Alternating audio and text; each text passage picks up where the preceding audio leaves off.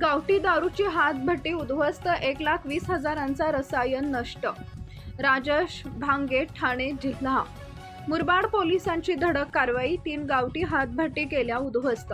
Murbad police अवैधरित्या बेकायदेशीर धंदे उद्ध्वस्त करून संपुष्टात आणण्यासाठी अनिल नाड उपविभागीय पोलीस अधिकारी मुरबाड विभाग यांच्या मार्गदर्शनाखाली पोलीस निरीक्षक सचिन हुंदळकर यांच्या नेतृत्वाखाली PSI Sunil Pawar, ASI Khomne, police हवालदार घाग व पोलीस नाईक अस्वले हे सरसावले आहेत. त्यांनी खोपविली गाव हद्दीत अवैधरित्या गावठी हातभट्टी दारू निर्मिती करणाऱ्या 3 ठिकाणी धडक कारवाई केली. सदर कारवाई दरम्यान अंदाजे 1,20,000 रुपये किमतीचे गुळ मिश्रित रसायन जागीच नष्ट करण्यात आले असून सुमारे 80 लिटर गावठी हातभट्टीची तयार दारू जप्त करण्यात आली आहे. सदर कारवाईमुळे अवैध दारू व्यवसायावर प्रभावी प्रतिबंधात्मक कारवाई करण्यात यश आलं असून संबंधितांविरोधात पुढील कायदेशीर कार्यवाही करण्यात आली आहे.